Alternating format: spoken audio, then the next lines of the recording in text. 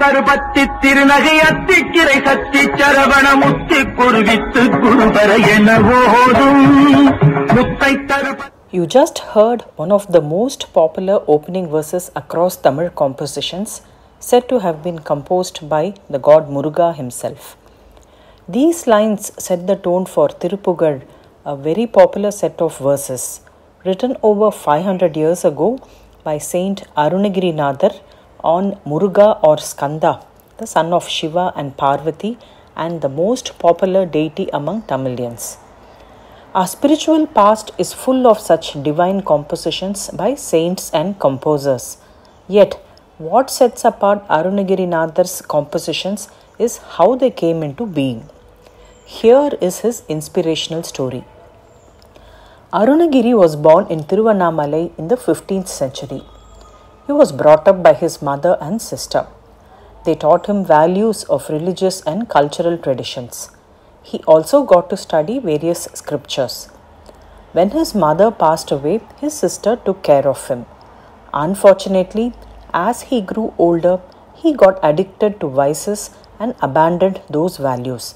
He was always in the company of Devadasis, lavishly spending money on them, and deviated totally from the religious and spiritual path. But this life couldn't sustain for long. He was afflicted with various diseases and soon ran out of money. When he demanded more money from his sister to continue his lifestyle, she offered to sell herself to raise that money. Arunagiri, traumatized by her words, suffered extreme guilt and self-loathing at his own condition. He decided to end his life by jumping off one of the gopurams of the Arunachaleshwarar temple in Tiruvannamalai. He did jump off the gopuram and hurtled below to certain death. But that did not happen, for he found himself miraculously caught and saved by none other than Lord Muruga himself, who told him, "Arunagiri, there is a lot more for you to do in this life. You were born to save lives and make others rise. You have to fulfill a divine mission. You are the chosen one to sing about me." A stunned Arunagiri replied that while he was overjoyed at Muruga's command, he was not competent to compose or sing on him. Muruga then recited Muthai Tharu Tirunagai, which you heard in the beginning of this episode. This became the opening lines of Tirupagar, the most famous composition of Arunagiri.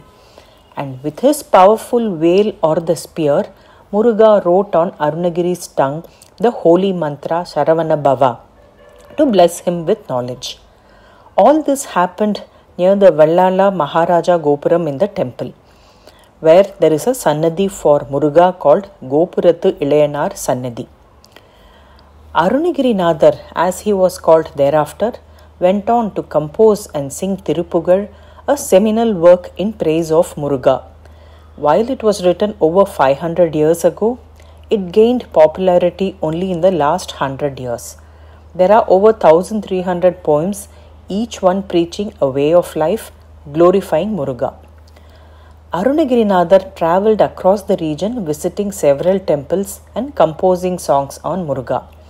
During his travels, he had to counter challenges posed by others.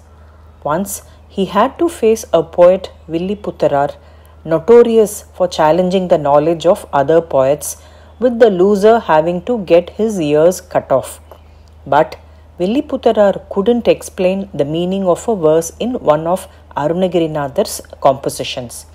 But a gracious Arunagirinathar let him off, advising him to treat other poets with respect. Another time, a jealous poet, Sambanthandan, in the court of the ruler of Tiruvannamalai, Prabhuda Devaraya, challenged Arunagirinathar. Both had to invoke their Ishta Devata through their compositions in front of the king inside the temple. Sambanthandan started first, invoking Kali Devi through his chants. But despite his best efforts, the goddess did not appear. It was Arunagirinathar's turn next, and he sang the Tirupagar invoking Muruga, who appeared breaking out of a pillar in the Mantapa to bless his devotee. Arunagirinathar thus won the divine challenge. The Kambathu Ilayanar Sannidhi at the temple in Tiruvannamalai is where Muruga appeared from the pillar. Arunagirinathar was well versed in the Vedic and Agamic texts and Saiva Siddhanta philosophy. Apart from Tirupagar, his works include Kandar Alangaram, Kandar Anubhuti and Kandar Andhadi. He used references to both Ramayana as well as Krishna Leela in his works. He often addressed Muruga as Perumale, a term normally used to address Vishnu. Arunagirinathar added another dimension to the Bhakti movement that started over 1,000 years ago. He brought Muruga to the center stage of worship, which perhaps became an important reason for Muruga to become the Tamil Kadavul or God of the Tamils. Om Sharavana Bhava.